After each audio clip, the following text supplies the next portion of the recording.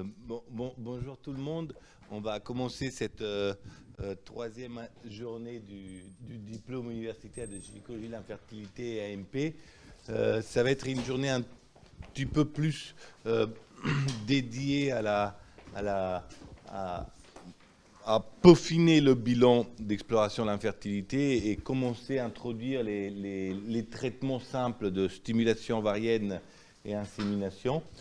Le La première présentation de la journée autour du profil hormonal avec des petits cas cliniques à la fin sera réalisée par le docteur Sarah Eskenazi, qui est gynécologue médicale, qu'on a eu le plaisir d'avoir dans l'unité d'AMP pendant plusieurs années et qui maintenant s'est détachée pour s'installer en ville, en partie à l'IFEN. On vous en reparlera. C'est un centre qui consacre une grande partie de son activité à la prise en charge des femmes qui ont une endométriose, et pas seulement.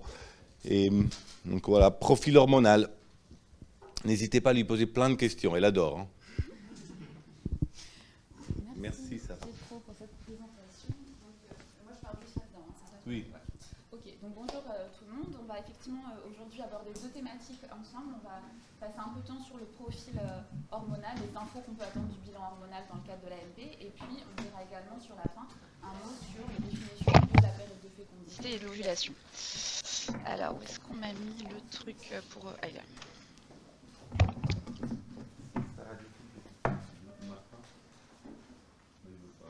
Alors je fais comme ça, hein, moi ça me va. Ouais. Ah oui, bonne remarque, il faut l'allumer effectivement. Ça a beaucoup mieux marché comme ça. Voilà. Allez, c'est parti. Ouais, c'est pour le... Oui, ok. C'est super. Ok. Alors, pourquoi est-ce qu'on fait des dosages hormonaux dans le cadre de l'AMP? Il y a deux objectifs principaux. Le premier, évidemment, c'est d'évaluer la réserve ovarienne. C'est une donnée très importante en infertilité, notamment pour vous permettre de cibler au mieux vos traitements. Et deuxièmement, parce qu'on se pose une question de savoir, est-ce qu'il existe un dysfonctionnement des ovaires qui peut expliquer l'infertilité et qu'on va devoir traiter spécifiquement. Alors, on va commencer avec le premier aspect, donc, qui est celui de la réserve ovarienne. Une définition, donc la réserve ovarienne, je pense que c'est clair pour tout le monde, ça fait référence à l'évaluation de la quantité de follicules qu'il y a dans chacun des deux ovaires. Et on va opposer la réserve ovarienne exacte, qui correspond à un compte anatomopathologique des follicules primordiaux sur chacun des deux ovaires. C'est évidemment quelque chose qu'on ne fait pas en routine, ce n'est pas possible. Et donc on oppose à cette réserve ovarienne exacte des marqueurs de la réserve ovarienne et on admet, parce qu'on a des études qui nous le suggèrent, qu'il s'agit d'un reflet indirect de la réserve ovarienne exacte et ces marqueurs sont en réalité plus un reflet de la réserve ovarienne fonctionnelle, c'est-à-dire des follicules en croissance, mais des études suggèrent qu'il existe une corrélation entre ces follicules en croissance et les follicules primordiaux. Et j'insiste également sur le point, un point important, quand on parle de réserve ovarienne, on fait allusion à une évaluation quantitative qui n'est en rien qualitative. On peut avoir une très bonne ovarienne sur le plan une réserve ovarienne sur le plan quantitatif et que la qualité ne soit pas présente. Il n'existe pas d'outils afin d'évaluer la qualité des ovocytes. Le meilleur marqueur de qualité ovocytaire, c'est l'âge. Alors, on va aborder différents marqueurs de la réserve ovarienne et leur valeur pronostique dans les résultats en AMP. Alors, tout d'abord, donc, il y a un marqueur clinique, on va vite passer. Des marqueurs biologiques, donc qui sont essentiellement représentés par la MH, mais également par la FSH et le stradiol. Et puis, il existe, comme vous savez, des marqueurs échographiques avec le compte des follicules en trop. Je ne m'y attarderai pas parce que vous avez un cours dédié là-dessus. Un petit mot sur l'âge. J'enfonce des portes ouvertes, hein, je pense que vous êtes familier avec tout ça, mais c'est quand même important de redire qu'on a une altération, alors il faut que j'arrive à manier ce truc, on a une altération quantitative des ovocytes avec l'âge, et en parallèle, une altération de la qualité des ovocytes. Et donc, ce déclin, il marque différentes périodes de la vie reproductive d'une femme pour arriver donc à une fin de fertilité qui se trouve en moyenne vers 40 ans, c'est-à-dire 10 ans avant la ménopause, la fertilité est déjà quasiment terminée chez la plupart des femmes. Et bien sûr, ces différentes périodes, elles recouvrent différentes palettes d'âge selon les femmes. On a des statistiques, mais ça peut bien sûr être différent d'une femme à l'autre, comme en témoigne. Là, ces courbes qui représentent les âges sur lesquels s'étendent les différentes périodes de la vie reproductive d'une femme. Donc là, on parle de conception spontanée, mais naturellement, en FIV, ça se retrouve également. Plus on avance en âge, plus il y a de chances qu'on ait peu d'ovocytes à la ponction, plus il y a de chances qu'on annule les cycles. Et pareil, si on raisonne en termes de chances de grossesse, donc avec en chance de grossesse par transfert, par FIV, par ponction, voilà, avec l'âge, vous voyez, ça diminue. Donc voilà, je pense que ça c'est clair pour vous. Donc on arrive maintenant aux marqueurs hormonaux, et donc le marqueur phare de la réserve ovarienne, c'est l'AMH, l'hormone antimullérienne. Donc l'hormone antimullérienne, c'est une glycoprotéine de la famille des TGF-bêta pour Transforming Growth Factor, et événement assez rare pour que ça mérite d'être souligné, elle a été découverte par un Français dans les années 40. Et ce qu'il y a d'anecdotique avec cette hormone, c'est qu'initialement, elle a été découverte pour son rôle dans la masculinisation des organes génitaux internes, parce que donc l'AMH est fabriquée par le testicule fœtal. Et donc, l'AMH fœtale masculine va permettre la régression des canaux de Muller, et c'est ce qui explique que les hommes n'ont pas d'utérus, pas de trompe et pas de tiers supérieur du vagin. Mais on a par la suite mis également en évidence que l'AMH était fabriquée par les follicules, et elle est donc devenue par la suite l'hormone phare de la réserve ovarienne. Et donc l'AMH est fabriquée par les petits follicules antraux de 2 à 8-10 mm. Au-delà de 10 mm, il n'y a plus de fabrication d'AMH par les follicules. Donc les petits follicules antraux et les follicules préantraux. Et l'AMH, elle a un rôle très important sur la folliculogenèse. Et ça, on le sait grâce à des études réalisées chez la souris qui ont été invalidées pour le gène de l'AMH. Et on s'est rendu compte que ces souris, elles présentaient une déplétion folliculaire majeure et qu'elles arrivaient rapidement à l'insuffisance ovarienne prématurée. Donc l'AMH a un rôle d'inhibition du recrutement des follicules primordiaux. Et elle a également un rôle d'inhibition.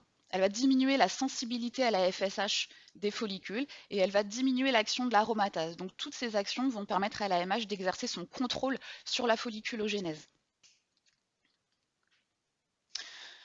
On a plusieurs études qui nous décrivent l'évolution de l'AMH au cours du temps. Ces courbes, elles sont assez connues. Et donc globalement, l'AMH est fabriquée dès la vie intra-utérine, et puis elle augmente progressivement dans l'enfance avec des petites périodes de creux qu'on n'explique pas forcément très bien d'ailleurs, mais pour atteindre un pic qui est plutôt en fait un plateau quelque part autour de 25 ans.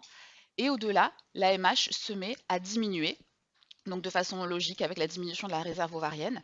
Elle diminue et on observe une accélération de la cinétique de perte quelque part entre 35 et 40 ans. La perte s'accélère pour donc arriver à des chiffres, des valeurs nulles à l'âge de la ménopause. Et donc, comme je vous le disais tout à l'heure, on a eu des études intéressantes qui ont permis d'établir une corrélation entre la réserve ovarienne histologique de follicules primordiaux et les taux d'AMH. Et c'était une étude réalisée sur des pièces opératoires d'ovariectomie pour cause bénigne chez des femmes de 26 à 50 ans. Et ça a permis d'établir qu'il existait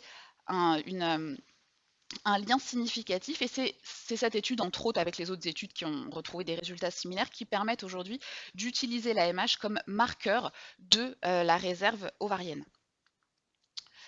Après, un petit bémol peut-être sur cette corrélation, qui n'est peut-être pas aussi parfaite chez les patientes plus jeunes, les patientes en dessous de 25 ans, puisque là, sur ce graphe, ce qu'on observe, c'est que donc on a vu que l'AMH augmentait à peu près jusqu'à 25 ans, et donc sur une période où l'AMH continue d'augmenter, eh bien, les NGF, c'est les non-growing follicles, c'est les poules de follicules qui sortent de la réserve régulièrement. Eh bien, ces NGF, eux, ils sont en train de diminuer. Donc, il y a cette période, chez les plus jeunes patientes, où c'est pas aussi clair de savoir si l'AMH est aussi strictement corrélée à la réserve ovarienne qu'après. Donc, c'est un peu un point d'interrogation. Ce qui rend le dosage de l'AMH intéressant, c'est que l'AMH présente de faibles variations intercycliques, c'est-à-dire que d'un cycle à l'autre, l'AMH est plutôt reproductible, et qu'au sein d'un même cycle, il semble exister peu, voire pas, de variations au sein d'un même cycle.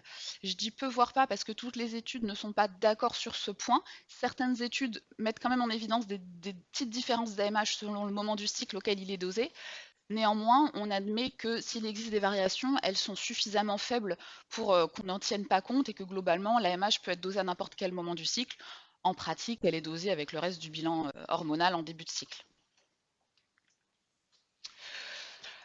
Et donc, l'AMH, c'est notamment le marqueur qui va vous permettre d'identifier le type de réponse qu'aura votre patiente à la stimulation ovarienne. Est-ce qu'elle sera plutôt une bonne répondeuse, une normorépondeuse, une mauvaise répondeuse? Et ça, c'est important que ce soit clair pour vous parce que ça va vous permettre d'ajuster votre traitement, le type de protocole, bon, même si maintenant on donne beaucoup de protocoles antagonistes en première intention, quoi qu'il en soit, mais chez les patientes à risque d'hyperstimulation ovarienne, c'est d'autant plus important de respecter cette règle de prescription. Ça va vous permettre d'ajuster votre dose. Et voilà, parce que donc effectivement l'AMH est assez bien corrélée au résultat à la stimulation ovarienne. Et d'ailleurs, donc les définitions des mauvaises répondeuses ont évolué avec le temps, mais prenez en compte à chaque fois l'AMH. On avait une définition initiale, les critères de Bologne, qui date un peu maintenant, qui prenait compte de différentes choses, mais notamment donc l'AMH avec une valeur, vous voyez, qui n'était pas forcément très définie, hein, c'est quand même assez variable, de 0,5 à 1,1. Mais donc l'AMH rentrait dans le critère diagnostique des mauvaises répondeuses. Et plus récemment, la définition des mauvaises répondeuses a été revue, redéfinie. Et donc elles sont maintenant classées en 4 groupes, c'est les groupes Poséidon. Et là aussi, l'AMH est utilisée pour définir les mauvaises répondeuses avec un seuil qui est à 1,2 nanogrammes par ml. Donc voilà, les AMH basses sont corrélées aux mauvaises réponses en termes quantitatifs à la stimulation ovarienne. Idem pour les bonnes répondeuses, il existe une bonne corrélation. Je vous montre ici, donc ça c'est une courbe ROC, donc pour ceux qui ne seraient pas forcément familiers, la courbe ROC, c'est pour évaluer la valeur prédictive d'un test, d'un dosage à évaluer tel ou tel critère. Et donc là, il s'agit de la sensibilité en fonction de 1 moins la spécificité. Et donc une courbe de ROC parfaite, paf, elle doit être à peu près, elle doit être le plus en haut possible pour que l'air sous la courbe, là, comme ça, soit égal à 1.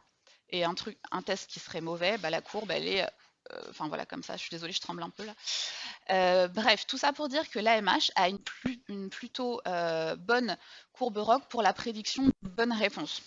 Donc vous pouvez vous fier à votre taux d'AMH pour déterminer votre dose de gonadotrophine, sans oublier d'ajuster bien évidemment à l'IMC et à l'âge. Hop.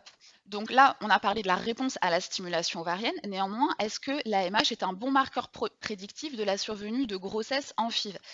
Et bien pour le coup, c'est moins clair. Et donc là, vous avez ces mêmes courbes ROC dont je vous ai parlé chez différents sous-groupes de patientes, et on voit que globalement, ces courbes ROC, elles ne sont pas très bonnes. Le sous-groupe pour lequel il est le moins mauvais, c'est voilà, celui des mauvaises répondeuses. Néanmoins, c'est pas non plus excellent, tout simplement parce que dans la survenue d'une grossesse, il n'y a pas que la quantité de follicules qui compte, même si c'est bien sûr un paramètre important, mais il y a la qualité, il y a l'implantation, est-ce qu'il y a une endométriose, donc il y a pas mal d'autres facteurs qui comptent. Donc corrélé à la réponse à la stimulation, mais pas tellement corrélé a priori aux chances de grossesse, en tout cas beaucoup moins bien corrélé. Et du coup, par extension, si on continue le questionnement, est-ce que l'AMH est corrélée au taux de naissance vivante en FIV? Eh bien pareil, c'est pas évident qu'il y ait une valeur prédictive des taux d'AMH et de la survenue de naissance vivante en FIV. Là, c'est une méta-analyse qui a quelques années maintenant et qui retrouvait un diagnostic odd ratio qui était autour de 2. Et donc, pour qu'un test soit considéré comme ayant une bonne valeur prédictive, il faut que le DOR il soit pas loin de 20. Donc là, globalement, cette étude concluait qu'on était dans des valeurs qui permettaient vraiment pas de dire que l'AMH avait une valeur prédictive dans la survenue de naissance vivante.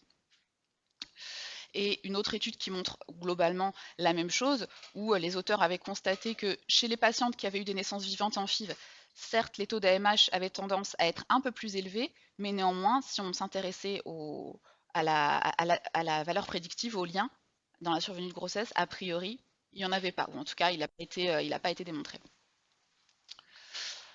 Hop. Donc là, on a parlé de l'AMH et de la stimulation, de la FIV. Je vous dis aussi un mot sur l'AMH et la fertilité naturelle, parce que c'est très important d'avoir en tête que si l'AMH est un globalement bon marqueur de la réserve ovarienne, il n'est absolument pas un marqueur de fertilité naturelle. Et c'est très important que vous le sachiez, parce que vous verrez forcément des patientes venir vous voir avec un taux d'AMH prescrit par un autre médecin ou vous demandant de prescrire une AMH parce qu'elles veulent faire un check-up de fertilité. C'est très important de leur expliquer qu'il n'existe pas de testing de fertilité. On peut avoir une AMH moyenne, bonne, mauvaise. Là, vous avez une étude qui a séparé un groupe de patientes en différents groupes selon leur taux d'AMH et on observe que quel que soit le groupe, AMH basse, normale ou élevée, le délai de survenue d'une grossesse est le même chez toutes les patientes, chez tous les groupes. Et donc ça, c'est une donnée vraiment très très importante parce que c'est bien pour vous montrer que ça ne sert à rien de prescrire une AMH dans le cadre d'un bilan de fertilité. Et donc vous avez là une deuxième étude plus récente, mais qui globalement retrouve la même chose, hein, en fonction de groupes d'AMH, le délai de survenue jusqu'à la grossesse qui n'était pas différent selon les sous-groupes. Donc ça, c'est une donnée vraiment importante. Ensuite, un mot sur le dosage d'AMH. Parce que ça pose problème. Ça pose problème pour l'interprétation de l'AMH. Donc, comme je vous le disais tout à l'heure, au départ, l'AMH, elle a été identifiée dans son rôle pour la masculinisation des organes génitaux internes. Et donc, de ce fait, le testicule fœtal lui fabriquait des taux d'AMH plus importants que les taux qu'on a pour évaluer la réserve ovarienne, qui sont des taux parfois proches de zéro. Et donc, du coup, les kits de dosage de l'AMH n'étaient pas du tout calibrés pour déterminer les mêmes valeurs. Et donc, au fur et à mesure, voilà, avec le temps, des kits se sont développés avec des seuils de détection qui se sont progressivement abaissés. Et aujourd'hui, on se retrouve sur le marché avec différents kits de dosage d'AMH, des dosages manuels, des dosages automatisés. Et chacun utilise des tests différents. Selon les pays, les tests utilisés ne sont pas les mêmes. Et ça rend très compliqué l'élaboration de normes d'AMH parce que dans la littérature, voilà, toutes les études, les équipes n'utilisent pas forcément le même dosage. Et donc ça rend compliqué l'élaboration de normes, notamment pour pouvoir ensuite les utiliser dans des diagnostics de pathologie ovarienne. Et ce qu'il faut aussi souligner, c'est qu'il y a une variabilité interlot selon les kits de dosage qui va expliquer, voilà, que parfois des femmes viennent vous voir parce qu'elles ont un dosage qui était un jour à 1,2 et puis elles reviennent vous voir 6 mois plus tard parce qu'elles l'ont refait et il est à 2. Et ben non, c'est pas la réserve ovarienne qui a augmenté, c'est une fluctuation de dosage, ça doit pas être le même kit. Voilà, il faut pouvoir expliquer tout ça. Donc voilà, les difficultés techniques d'interprétation de l'AMH, on vient d'en dire un mot. Et j'attire également votre attention sur le fait qu'il y a quelques situations cliniques qui requièrent des précautions dans l'interprétation de l'AMH. C'est le cas des patientes qui présentent un hypogonadisme hypogonadotrophe. On a cette étude qui avait donc dosé l'AMH chez des sujets contrôle versus des sujets qui présentaient un hypo-hypo. Et donc les taux d'AMH étaient significativement diminués chez les sujets contrôle. C'était un petit peu surprenant comme découverte puisque voilà, on dit que la sécrétion d'AMH, elle n'est pas dépendante de la FSH, et donc pourtant sur une pathologie privée de FSH, on retrouve une baisse de l'AMH. Donc c'était effectivement pas forcément attendu, mais néanmoins c'est le cas. Donc pour les patientes qui ont des hypo-hypo, gardez en tête que leur taux d'AMH, il est potentiellement un petit peu sous-estimé. Et donc parenthèse, parce que donc ça sort du cadre de la fertilité, mais vous en verrez peut-être quand même aussi des patientes sous pilule. La pilule diminue aussi le taux d'AMH, sous-estime le taux d'AMH. Donc pour toutes les patientes qui viennent vous voir avec leur AMH dosé sous pilule, il faut aussi garder en tête que la pilule sous-estime. Et un dernier mot sur les patientes obèses, et cette fois-ci je mets un point d'interrogation parce que la littérature n'est pas du tout univoque sur cette question, mais il y a quand même quelques études qui retrouvent que les taux d'AMH pourraient diminuer avec l'indice de masse corporelle. Donc voilà, encore une fois, tout le monde n'est pas d'accord là-dessus, mais vous pouvez le garder dans un coin de votre tête. Il y aura probablement d'autres études sur le sujet.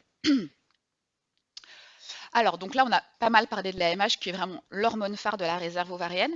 Néanmoins, dans un bilan hormonal complet, on va aussi regarder d'autres paramètres qui vont être des marqueurs indirects de réserve ovarienne et puis surtout du fonctionnement des ovaires. Donc, je vais vous dire un mot également de la FSH, pour Follicle Stimulating Hormone. Bon, je ne m'attarde pas, je pense que c'est très clair pour vous, hein. La FSH, elle est fabriquée par l'antéhypophyse sous le contrôle de la sécrétion pulsatile de la GnRH hypothalamique. Et la FSH, elle a donc des variations intracycliques liées au rétrocontrôle négatif des œstrogènes sur la sécrétion hypophysaire de FSH. Mais pourquoi est-ce que je vous redis ça? Tout simplement parce qu'il faut bien avoir en tête que quand on prescrit un dosage de FSH ou que quand la patiente vous ramène un dosage de FSH, il faut bien vérifier le moment du cycle auquel il a été réalisé. Classiquement, le dosage de FSH se réalise en début de cycle, J2, J3, J4. Voilà, faut pas que ce soit un dosage à mi-cycle ou en phase lutéale. Et si c'est le cas, eh ben, faut le refaire. Si vous savez pas quand il a été fait, eh ben, faut le refaire. Voilà, ça ne s'interprète qu'en ayant connaissance du moment du cycle. Et une petite étude pour vous montrer qu'il existe également des variations de FSH selon les cycles. Et donc ça, c'était voilà, une étude qui avait étudié la FSH sur 4 cycles. Alors ce n'était pas des variations majeures, on restait dans des dans des normes, mais bon, néanmoins, quand même, selon les cycles, il existait des variations du dosage de FSH. Et ce qui est également intéressant, c'est que ces variations, elles étaient d'autant plus importantes chez les patientes qui avaient des mauvaises réponses à la stimulation ovarienne et chez lesquelles on avait obtenu peu d'ovocytes à la ponction. Et donc ça, c'est assez cohérent hein, avec le fait que chez les patientes qui ont une mauvaise réserve ou dont le fonctionnement commence à s'altérer, et ben on peut observer une variation, une fluctuation du fonctionnement des ovaires. Hop. Alors, pour le coup, contrairement à l'AMH, la FSH n'est pas un bon marqueur prédictif de la réponse ni à la stimulation ovarienne, ni à la FIV globalement. Ça, c'était une étude qui s'était intéressée à la valeur prédictive de la FSH dans la survenue de la mauvaise réponse en FIV, et donc globalement, la conclusion, c'est que c'était pas terrible.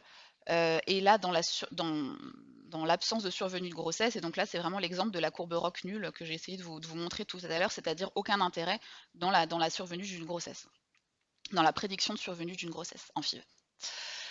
Un mot sur l'œstradiol, puisqu'on ne peut pas parler d'FSH sans œstradiol, ça s'interprète l'un avec l'autre. Ça n'a aucun intérêt de demander une FSH toute seule, ça n'a aucun intérêt de demander un œstradiol tout seul, et ça ne s'interprète que l'un ensemble.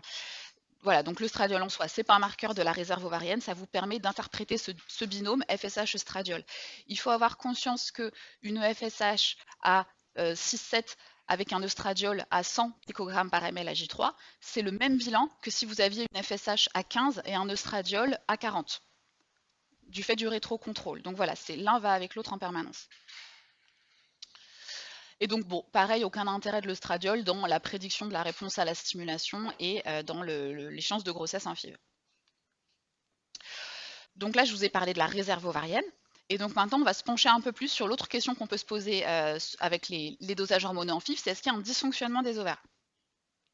Alors pareil, il n'y a pas que les marqueurs hormonaux pour répondre à cette question, il y a effectivement une donnée clinique importante qui est est-ce qu'il existe des troubles du cycle?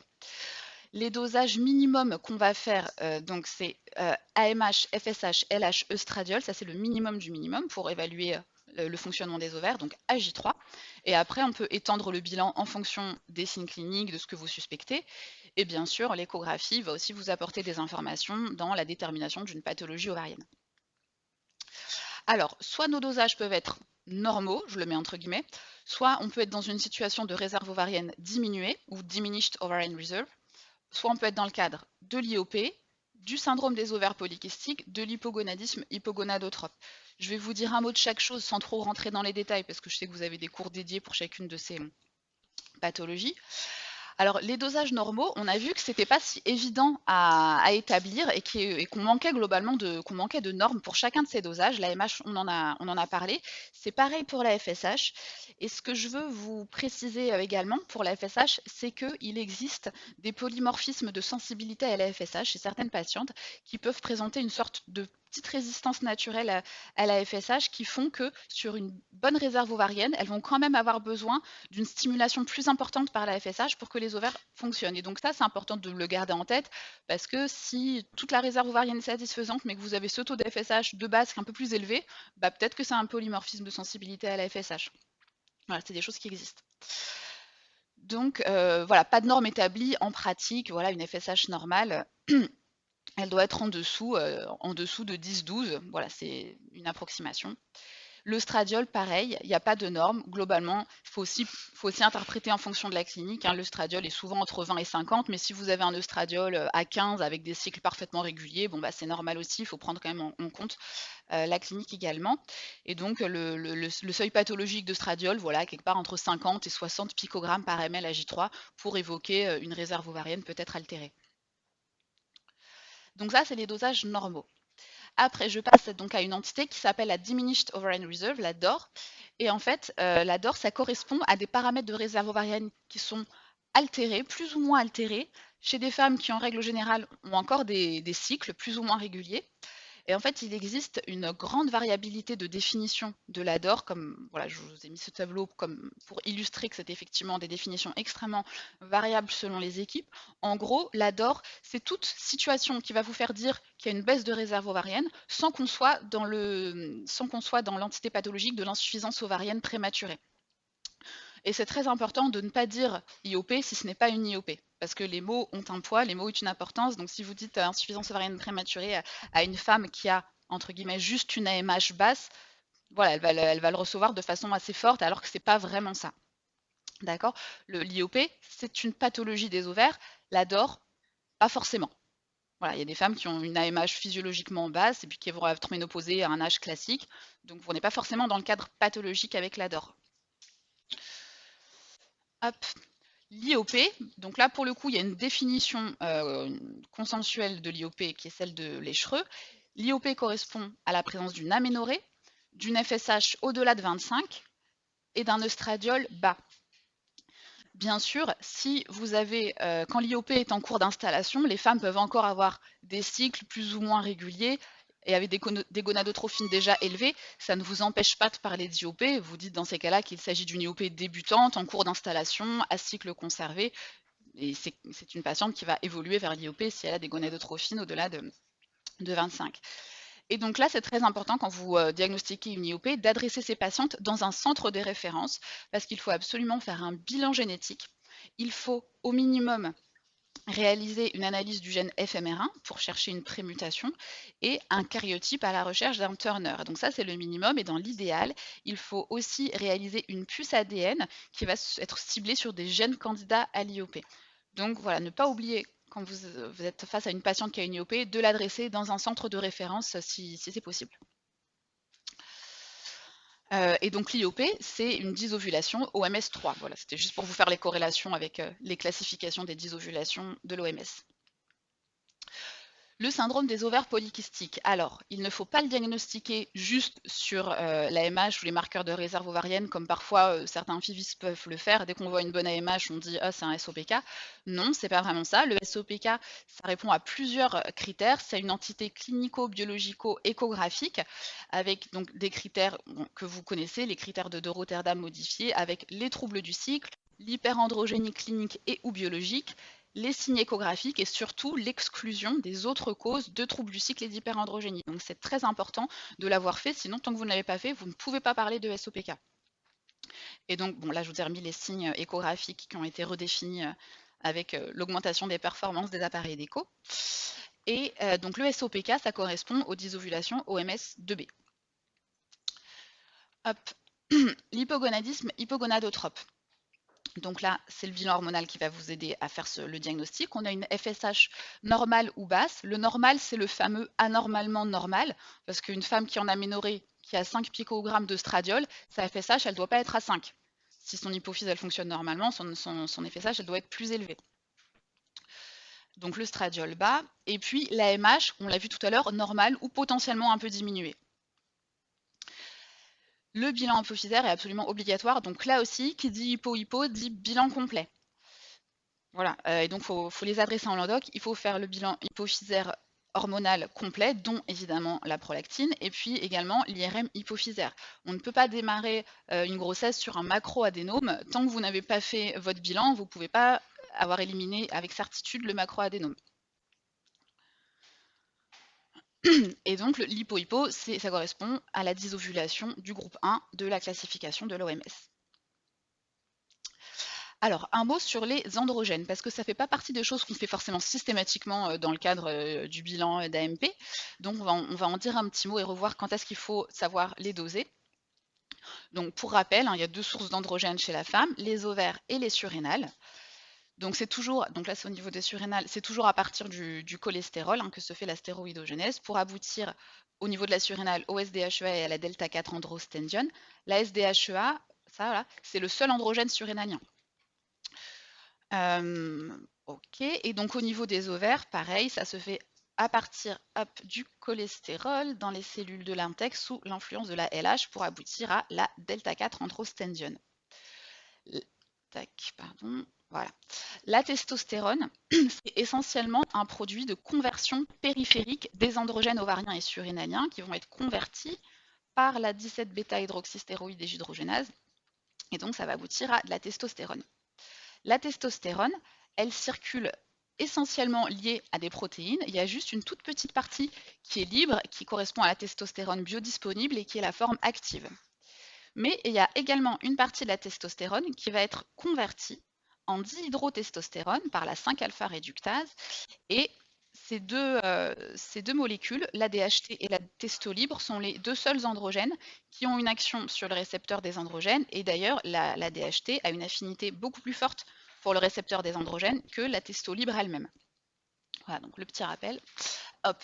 Alors, quand est-ce qu'on va être amené à doser les androgènes en AMP?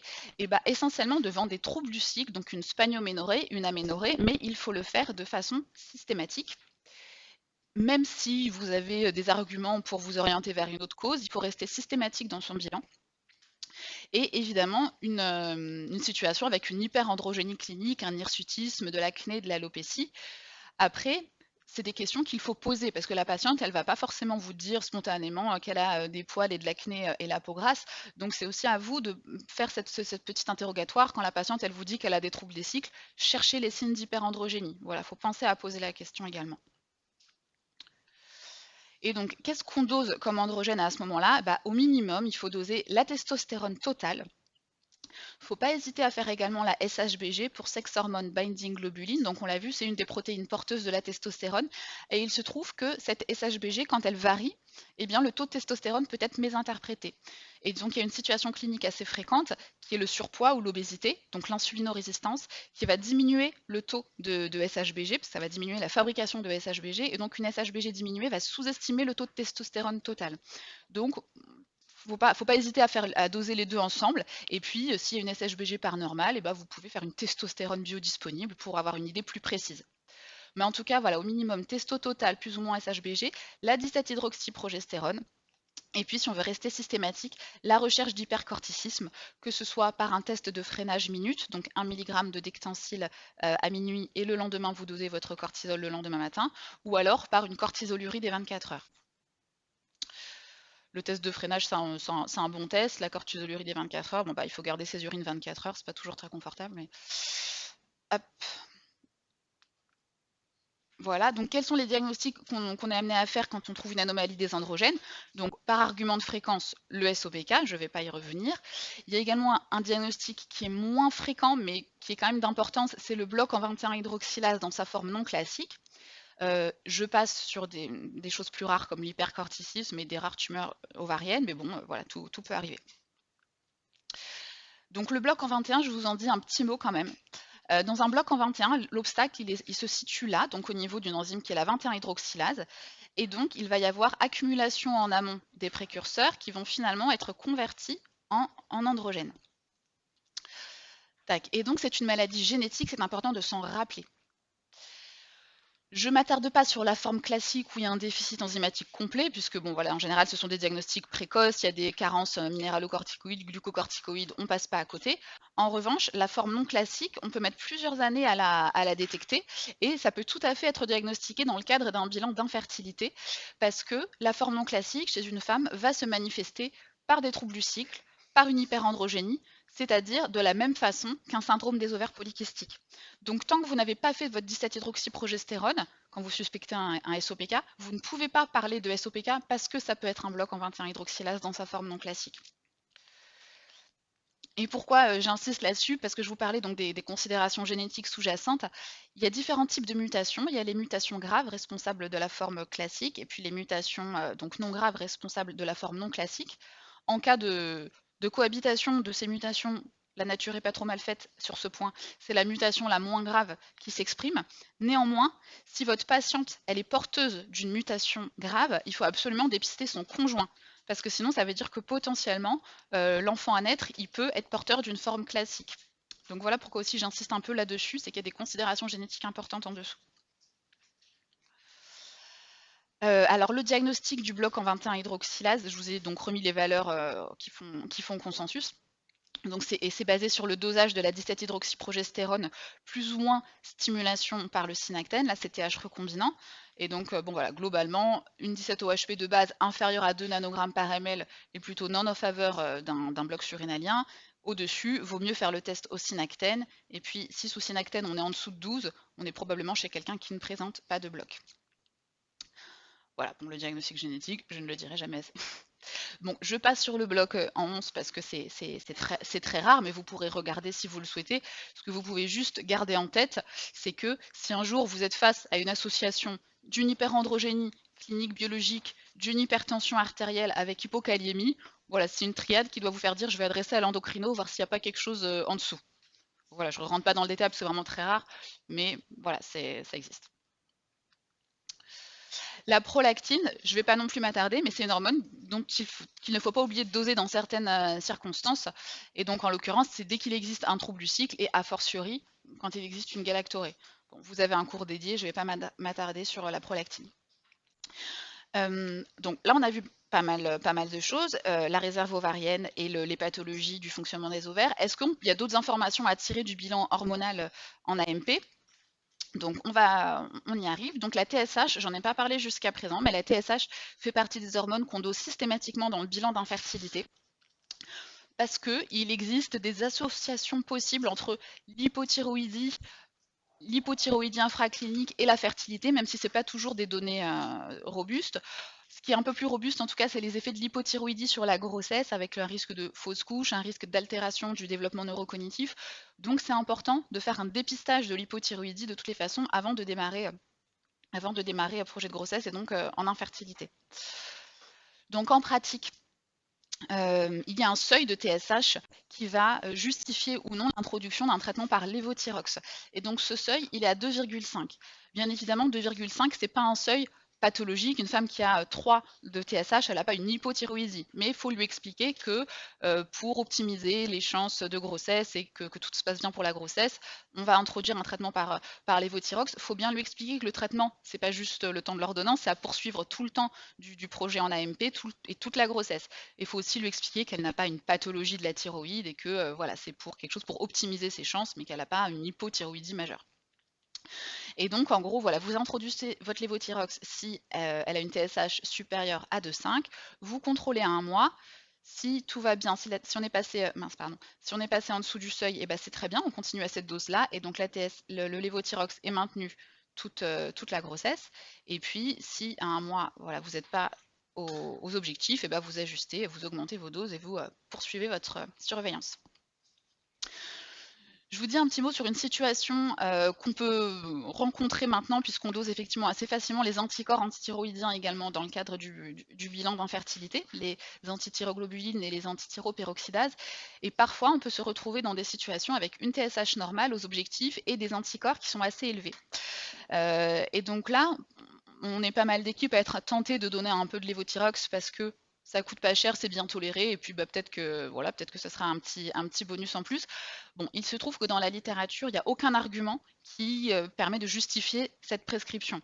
Et donc là, c'est un NEJM d'il n'y a pas très très longtemps qui avait effectivement étudié un groupe contrôle, un groupe lévothyrox chez les femmes à TSH normal avec des anticorps élevés. Bon, eux, ils s'intéressaient surtout à la prématurité, mais également, ils se sont intéressés à la survenue de grossesse.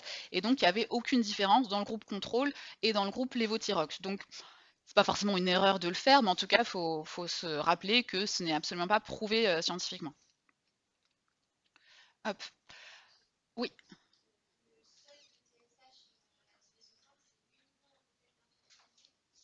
Oui.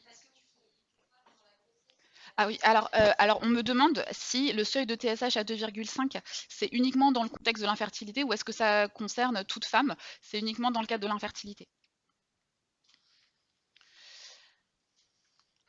Donc, alors, je poursuis avec l'ALH. Donc, on a dit un petit mot déjà sur l'ALH.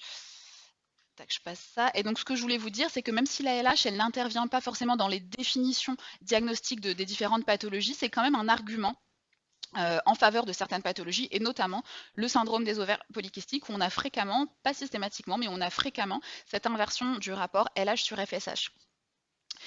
Et une autre information que peut également nous apporter la LH, c'est sur le risque d'échec de déclenchement aux agonistes de la GnRH. Je ne sais pas si c'est quelque chose dont on vous a déjà parlé, mais quand on prépare la ponction, qu'on va déclencher l'ovulation, on peut, surtout en cas d'hyperstimulation, proposer un déclenchement aux agonistes de la GnRH pour essayer de reproduire le flare-up et le pic de LH endogène pour déclencher l'ovulation. Mais on constate dans certains cas qu'il y a des échappements à ce type de déclenchement, c'est rare mais ça peut arriver. Et il y a certains papiers qui ont identifié que peut-être des taux de LH de base plus bas serait associé à un risque plus important d'avoir une ponction blanche ou une ponction sous-optimale suite à un déclenchement par agoniste de la GnRH. Donc, c'est des choses qu'on peut regarder aussi quand on s'apprête à faire un déclenchement aux agonistes de la GnRH. Quelle est la LH de base? Est-ce qu'on peut vraiment pas coupler à de l'eau vitrelle si vraiment on a une LH très basse? Voilà. Et donc ça, c'est un autre papier qui montrait globalement, qui montrait globalement la même chose. La progestérone, on n'a pas parlé de la progestérone. Est-ce qu'elle a une place dans le bilan d'infertilité? Elle peut éventuellement avoir une place si vous avez des doutes sur le caractère ovulatoire des cycles. Voilà, une femme qui aurait des règles pas tout à fait régulières. Vous pouvez donc à ce moment-là doser une progestérone en deuxième partie de cycle. Ça se dose donc entre J20 et J24. Après, c'est à moduler en fonction effectivement de la durée du cycle. Globalement, l'idée, c'est de le faire 7-10 jours après la date supposée de l'ovulation. L'objectif, c'est de vérifier s'il y a une ovulation ou non. Ça ne vous donne pas tellement d'autres informations. Et puis surtout, c'est le reflet d'un cycle, ce n'est pas forcément le reflet de tous les cycles. Donc en pratique, on ne le fait pas forcément beaucoup, mais bon, voilà, ça peut être fait en deuxième partie de cycle. Ça n'a aucun intérêt de le faire à J3. Parfois, il y a des gens qui arrivent avec des progestérones dosées à J3 parce qu'on leur a dosé en ville. Ça n'a aucun intérêt dans le cadre du bilan d'infertilité. Donc en conclusion sur les dosages hormonaux, ces dosages sont obligatoires. Ils vont vous permettre éventuellement de faire un diagnostic d'une pathologie ovarienne. Ils vont vous permettre d'ajuster au mieux vos traitements. Il y a un bilan minimum, on l'a vu, mais il ne faut pas oublier d'élargir le bilan en fonction de la situation clinique. Là, je vous ai mis une petite ordonnance type du bilan. Et si ça vous va, on passe à quelques exemples. Okay, ou est-ce que vous avez des questions? Ou est-ce qu'on enchaîne avec les exemples? On enchaîne. Alors, une première patiente, Madame P, elle a 25 ans, elle a un IMC à 28, elle a une spanioménorrhée d'environ 50 jours, elle a un hirsutisme modéré. Les dosages à J3, donc vous les avez en dessous. Elle a plutôt une bonne réserve ovarienne. Et donc la première question, face à cette patiente, quel est votre diagnostic? À quoi vous pensez? Je vous écoute. Ou est-ce qu'il y a des choses que vous voudriez compléter? Alors, on peut penser à un SOPK. Est-ce que là, comme ça, vous pouvez l'affirmer ou est-ce que vous avez envie de compléter le bilan? Voilà, merci. Effectivement. Pardon? Voilà, alors on a ici la testostérone, mais effectivement, on n'a pas la 17-hydroxyprogestérone. Donc, on peut penser au syndrome des ovaires polykystiques quand on voit ça, mais néanmoins, il faut avoir été au bout du bilan. Et donc, il faut avoir fait la 17-hydroxyprogestérone, voire même ne pas hésiter à avoir cherché l'hypercorticisme pour être systématique. Et donc, cette patiente, elle avait une 17-OHP de base à 10 nanogrammes par ml, et après synactène, la 17-OHP montait à 50 nanogrammes par ml. C'est quoi la prochaine étape chez cette patiente chez laquelle on suspecte assez fortement un bloc non classique? Ah ouais, alors c'est pas le cariotype, mais c'est l'analyse, le séquençage du gène CYP21A2, enfin voilà, le séquençage du gène impliqué dans le bloc. Mais donc oui, analyse génétique, c'est pas le cariotype, mais analyse génétique. Voilà. Ensuite, le deuxième petit cas, donc Madame M, elle a 35 ans, elle est mince, elle présente une aménorrhée secondaire depuis 1 an, elle a des dosages J3 que vous voyez là, avec une réserve ovarienne qui est voilà, tout juste correcte, pas très importante, pas effondrée non plus. À quoi vous pensez quand vous voyez cet énoncé? Alors, le diagnostic hormonal, effectivement, on est face à un hypogonadisme hypogonadotrope. Qu'est-ce que vous avez envie de faire pour compléter votre bilan? Alors, il faut effectivement compléter le bilan hypophysaire au niveau hormonal et morphologique, tout à fait. La prolactine, c'est vrai que c'est le plus important, et puis c'est l'adénome sécrétant le plus fréquent, l'adénome à prolactine. Et vous avez dit TSH, mais je complète tout de suite, hein, pour le bilan hypophysaire, c'est TSH, TS3, T4. C'est comme FSH estradiol, l'un sur l'autre ne sert à rien. Voilà, faut que ça soit ensemble. Et donc, cette patiente, on avait été systématique, on avait aussi fait les androgènes parce qu'on est sur une aménorrhée, donc restons systématiques dans l'exploration de notre aménorrhée, les androgènes, même si on est orienté. Et donc, elle avait une prolactine à 80 nanogrammes par ml, donc pathologique. Et donc, c'est vrai qu'il ne faut pas se laisser influencer par le fait que voilà, elle se dit elle est mince, IMC, peut-être qu'elle sélectionne, mais non, il faut quand même chercher la pathologie organique en dessous. Et donc, cette dame, elle avait effectivement une petite hyperprolactinémie, et donc l'IRM hypophysaire se justifie complètement dans cette situation. Oui. Oui, parce qu'il peut y avoir des adénomes non sécrétants. C'est d'ailleurs l'adénome le plus fréquent. Donc oui. Et donc, bon, alors je vous dis mes réponses. Voilà, le signe clinique qui aurait pu être recherché, la galactorée, au moins lui demander, quoi. Voilà, au moins lui demander si elle vous dit qu'elle a plus ses règles, qu'on est vraiment dans le cas d'une aménorrhée, poser la question éventuellement. Ensuite, dernier cas, donc Madame A, elle a 28 ans. Elle a des cycles de 25 jours. Vous voyez ici donc ces dosages, une réserve ovarienne qui n'est donc pas très importante. À quoi vous pensez quand vous face à cette patiente? Une DOR, très bien. Je vous remercie beaucoup d'avoir dit DOR et pas IOP. Effectivement, on a des paramètres de réserve ovarienne qui sont altérés. Est-ce qu'il manque quelque chose? Est-ce que vous avez, ou là vous avez ce qu'il faut en termes de dosage ou Ouais, il manque le stradiol parce qu'on a une FSH qui a l'air normale, mais effectivement, on ne peut pas l'interpréter parce qu'on n'a pas le stradiol et donc là on a un stradiol à 100. Donc comme je vous ai dit tout à l'heure, c'est comme si elle avait une FSH à 15. Et donc voilà, on est dans le cadre d'une DOR chez une patiente de 28 ans. Et donc on peut dans ces cas-là proposer à la patiente une analyse génétique minimum qui va être donc l'eucaryotype et l'analyse de FMR1. En dessous de 35 ans, quand on a vraiment effectivement des AMH en dessous de 1, des réserves ovariennes assez altérées, on peut le faire. Ce n'est pas forcément dans des recommandations, mais en pratique, pas mal de médecins le font. Alors j'ai fini sur cette première partie de cours. Est-ce que vous avez des questions sur cette première partie avant que je passe à l'autre? Ou tout était... Oui.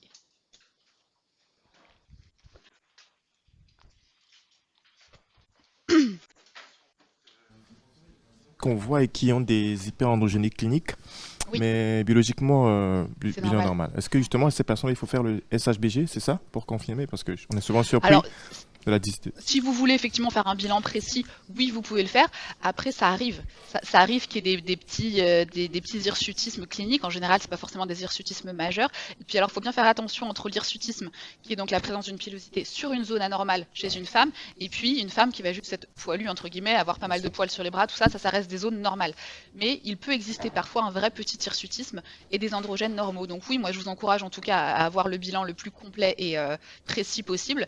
Mais ça existe. Selon les ethnies, il y a des sensibilités aux androgènes qui ne sont pas les mêmes et du coup on peut se retrouver avec cliniquement des petits hirsutismes sans qu'il y ait d'anomalie biologique en dessous.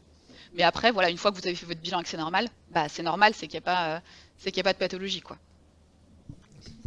Oui.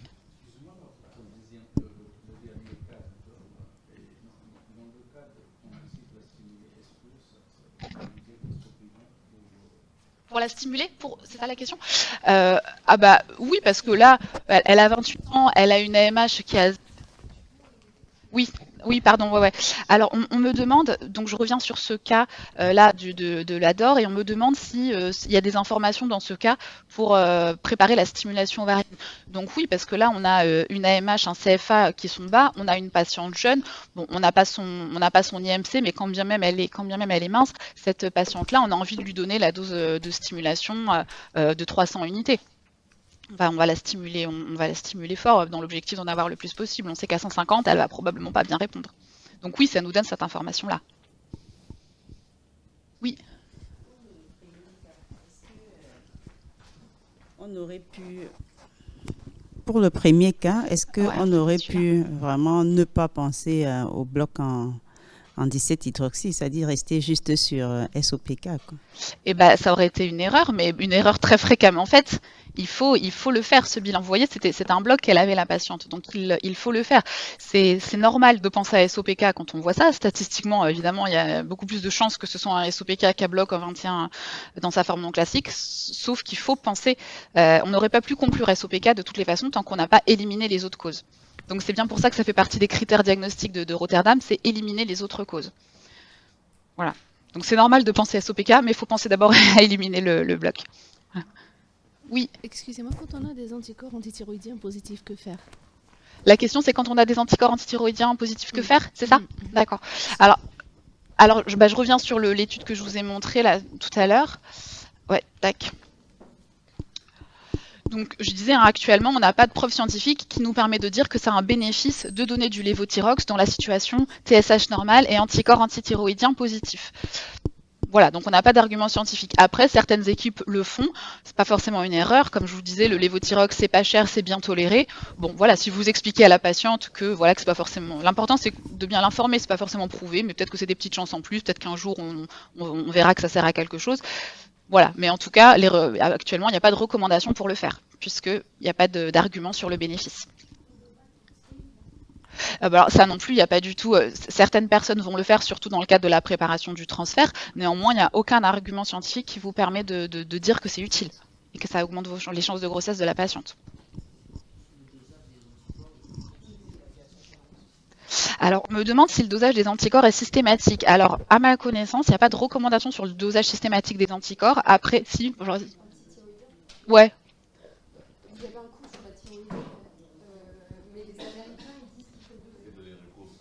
Américaine. Okay. Après, il y a un cours sur la thyroïde. Hein. Vous aurez tout le loisir de poser ces questions. Mais ouais, les Américains, ils le dosent systématiquement dans le bilan d'infertilité. Mais ça, Léopoldine Bricard va vous en parler. Donc nous, c'est vrai qu'on s'est mis à le faire systématiquement pour toute patiente infertile. Dans le premier cas, pour le bilan d'hyperandrogénie, ça reste une évidence faible. Ah oui. Est-ce qu'on aurait pu élargir le bilan pour innocenter les surinales? Comment on peut éliminer une hyperandrogénie d'origine surinalienne? C'était le blog, d'accord, ok. Parce que une fois que vous avez votre 17-hydroxyprogestérone qui est pathologique comme ça, vous savez que le problème c'est un bloc enzymatique. Enfin, et d'ailleurs, ça vient des surinales. J'ai pas compris la question, pardon. Est-ce qu'on aurait pu faire une petite écho des surinales ou bien... Alors une écho des surinales, ça sert à rien. Il faut faire un scanner si on veut évaluer morphologiquement les surinales. Mais là, globalement, éventuellement, ce que vous pouvez faire, c'est faire le dosage de tous les autres androgènes, et ce que font certaines personnes d'ailleurs qui veulent vraiment tout doser. Mais là, globalement, votre 17-hydroxyprogestérone, elle parle. Et une fois que vous avez ce résultat-là de base et sous synactène, votre diagnostic, il est là, et la génétique va vous le confirmer, et il n'y a même pas besoin forcément de faire une évaluation morphologique des surinales. Merci. Dans les 17 OHP, dans les valeurs seuil que vous aviez montrées pendant la partie plus théorique, ouais. Il était mis qu'en dessous de 2, je pense, je ne suis plus trop sûre du chiffre, c'était soit normal, soit forme non classique, si je ne me trompe pas. Ouais, c'était qu'en dessous de 2, de base en dessous de 2. C'était, du coup, alors quand vous avez un dosage en dessous de 2, on ne peut pas formellement exclure qu'il n'y a pas une forme non classique. A priori, probablement non atteint. Ouais, un dosage de base en dessous de 2. C'est les recommandations, vous voyez. Néanmoins, c'est vrai que certaines équipes vont être un petit peu plus exigeants et se mettre à faire le synactène dès qu'on a une 17 OHP à 1,5, au-delà de 1,5 par exemple. Ouais, okay, donc d'accord. voilà, mais les recommandations, c'est celle-ci. Ok, merci.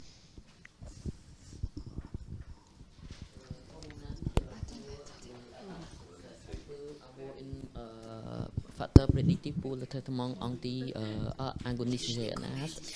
Excusez-moi, j'ai pas entendu.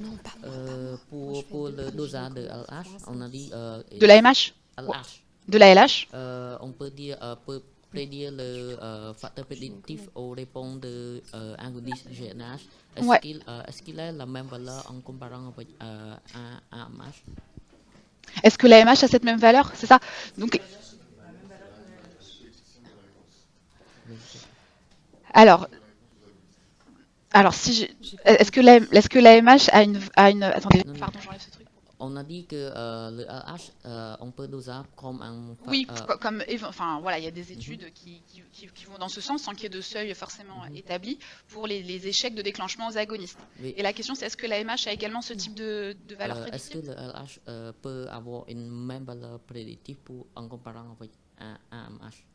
Oui, c'est ça la question. Oui, c'est ça, c'est ce que tu as compris, mais... Alors, je vais peut-être répondre à deux questions différentes. Enfin, donc, l'AMH n'a pas de valeur prédictive dans le succès du déclenchement aux agonistes de la GNRH. Est-ce que c'est ça la question? Non, il demande en fait, vous avez dit que la LH était un facteur prédictif de la réponse en fait aux agonistes, possiblement. Voilà. Donc, il demande en comparaison à la MH. C'est ça en fait sa question. Alors, c'est pas... oui, mais la MH, j'ai dit que ça avait une valeur prédictive de réponse à la stimulation. C'est ça que j'ai dit. Ça avait une bonne valeur prédictive de la réponse à la stimulation, mais non, on n'est probablement pas sur le même type de... Enfin, en tout cas, on n'a pas suffisamment d'études à ce jour qui nous permettent d'établir un lien aussi fort entre AMH et réponse à la stimulation et taux de LH de base et réponse aux agonistes. C'est ça la question? D'accord, ok. Ouais. Oui, voilà, AMH, c'est la stimulation, la réponse aux gonadotrophines. Et la croissance des follicules, tout à fait. Et donc l'agoniste, c'est pour le nombre d'ovocytes qu'on aura suite à la ponction. Ok. Ouais. De toute façon, on reparlera des protocoles de FIV et du déclenchement la deuxième semaine, hein, surtout. Là c'est plus la base et les stimes simples. Est-ce que il y a d'autres questions sur cette partie ou je passe à l'autre partie qui est plus rapide? Hop.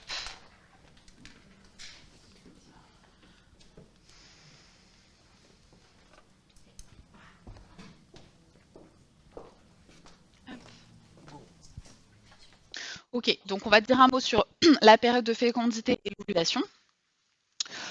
Donc, on commence avec quelques définitions. Donc, la fécondité, c'est la capacité à se reproduire, et la période de fécondité, c'est la période de réceptivité endométriale maximale où l'endomètre va permettre l'implantation d'un embryon. Et en dehors de cette fenêtre, l'endomètre est réfractaire à l'implantation d'un embryon. Alors, quand est-ce qu'elle survient, cette période de fécondité? Elle débute globalement 5 jours après l'ovulation et elle dure à peu près 5 jours. Donc globalement, J20, J24, ou si on se base par rapport au pic de LH, LH plus 7, LH plus 11.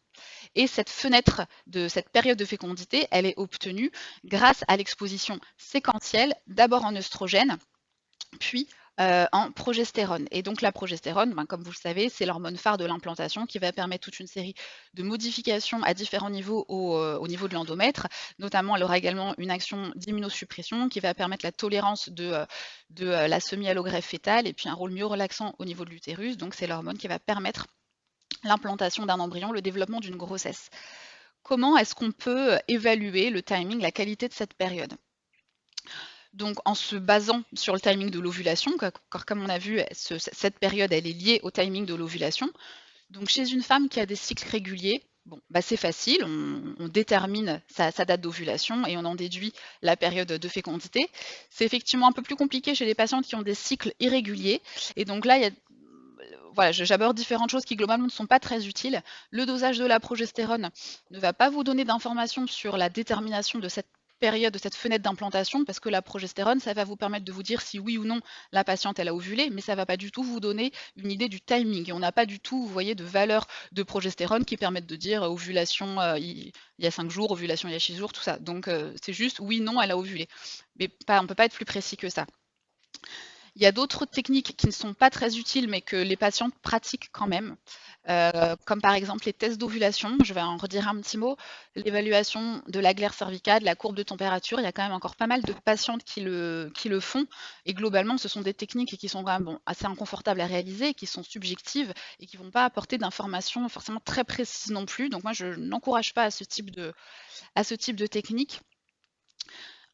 Je fais un petit mot sur les tests d'ovulation parce que les patientes le font quand même beaucoup. Le principe, c'est donc de détecter le pic de LH. Mais ce qu'il faut savoir, c'est que donc, ces tests, ils nécessitent d'être faits régulièrement, surtout si la patiente elle a des cycles irréguliers avec une ovulation variable. Elle va être obligée de faire ces tests assez régulièrement, plusieurs fois dans le cycle. Ça a un coût. Il faut savoir que les seuils de détection de LH sont différents selon les tests d'ovulation. Il faut se rappeler que certaines patientes ont des LH de base qui sont plus élevés que d'autres, comme par exemple, on a vu les patientes qui ont un syndrome des ovaires polykystiques. Et puis, il faut aussi avoir en tête que le dogme pic de LH et ovulation 36 heures plus tard n'est pas forcément ce qu'on retrouve en pratique chez tout le monde. Et on a par exemple cette étude qui avait donc bien décrit les différentes pics entre guillemets de LH qu'il pouvait y avoir. Et donc il y a des patients qui ont des pics courts, d'autres qui ont des pics longs, il y a des patients qui ont des doubles pics, il y a des patientes qui ont plus un aspect de pic et de plateau. Et l'ovulation en elle-même, elle peut survenir à différents timings en fonction de l'élévation et du profil de pic de LH selon les patientes. Donc du coup, les tests d'ovulation, ils vont évidemment pas tenir compte de toutes ces différences physiologiques qui peuvent exister. Donc c'est vrai que c'est pas forcément non plus un truc que j'encourage beaucoup, les tests d'ovulation, mais bon, les patientes le font. Donc en gros, si on veut essayer de cibler, d'ajuster, de ne pas louper cette période de fécondité, il faut essayer, quand les cycles sont réguliers, d'ajuster le timing des rapports sexuels Et on a des études donc, qui nous montrent que plus on se rapproche de l'ovulation, plus les chances de grossesse sont importantes, avec des chances qui sont maximales donc le jour de l'ovulation, mais qui par contre voilà, vont vite arriver à zéro si on a passé l'ovulation. Donc ça, encore une fois, c'est toujours plus facile quand les cycles sont réguliers, et quand les cycles sont irréguliers, forcément, voilà, les rapports sexuels sont un peu plus difficiles à cibler. Et donc là, le conseil, c'est d'essayer d'avoir des rapports réguliers pour pas louper cette période. Et voilà, j'ai terminé. Est-ce que vous avez des questions sur cette partie? Ou est-ce que c'est bon pour vous? Une question dans le chat sur l'AMH pour évaluer les chances qu'une INSEM marche, notamment chez les femmes non mariées ou homosexuelles. Non, comme on l'a vu tout à l'heure, l'AMH c'est un marqueur de réserve ovarienne, mais c'est pas un marqueur prédictif de la réponse au traitement en AMP. Donc a priori, on n'a pas d'argument qui permette de dire que ça va être des chances de succès post-traitement AMP, FIV ou INSEM. Ouais. Enfin, en INSEM, ils sont assez clairs sur le fait que l'AMH n'est pas prédictif des chances de naissance. Il y a quelques papiers sur le sujet. Et donc, c'est pas parce que votre patiente a une réserve ovarienne très basse qu'elle n'a pas de chance de concevoir en INSEM. Donc, c'est vrai que nous, chez les femmes pour qui sont seules ou en couple avec une autre femme qui ont une réserve très basse, il y a des équipes qui se disent allons directement en FIV pour pas lui faire perdre de temps. Nous, notre conception, elle est plutôt inverse, c'est que la FIV, justement, a peu de chances de fonctionner chez ces femmes qui vont pas répondre fort à la stimulation. Par contre, elles sont pas infertiles et elles ont toutes leurs chances de concevoir en insémination, même si la réserve est basse. Parce que ces femmes-là, elles ne sont pas exposées à la grossesse. Donc voilà, comme en conception naturelle, il y a des femmes avec des AMH basses qui conçoivent. Donc là, ces femmes-là, l'idée, c'est de les exposer, même si elles ont leur AMH basse. Et ça peut tout à fait fonctionner. Oui, s'il vous plaît, juste dans votre pratique quotidienne devant ces tests d'ovulation, parce qu'il y a beaucoup de femmes qui veulent les utiliser, est-ce que vous leur déconseillez ou vous les laissez? Beaucoup de femmes qui quoi, excusez-moi, j'ai pas entendu. Enfin, pour les tests d'ovulation, oui. Il y a beaucoup de femmes qui veulent le faire. Est-ce que dans votre pratique, vous le déconseillez ou vous les laissez quand même le faire? Moi, on me pose la question donc, sur le test d'ovulation. Donc moi, j'explique aux femmes ce que j'en pense, j'explique les limites, mais après, de toute façon, elles feront bien ce qu'elles veulent. donc voilà, je leur dis effectivement ce qu'on peut en attendre et puis ce qu'on ne peut pas en attendre. Et puis après, voilà, si elles veulent, voilà. Est-ce que tu peux redire rapidement comment on fait le test de freinage minute? Oui, alors le test de freinage minute, il faut que vous prescriviez à votre patiente 2 comprimés de Dectensil, c'est des comprimés à 0,5 mg, il faut en prescrire 2. Donc elle prend 1 mg à minuit et le lendemain matin, elle va faire son dosage de cortisol. Okay. Mais il ne faut pas oublier de prescrire le Dectensil avec le test de freinage. Ouais. Alors, il y a une incompréhension, je crois, entre fenêtre d'implantation et période de fécondité. Il y a plusieurs questions là-dessus. D'accord. Donc, en fait, quand j'ai parlé donc,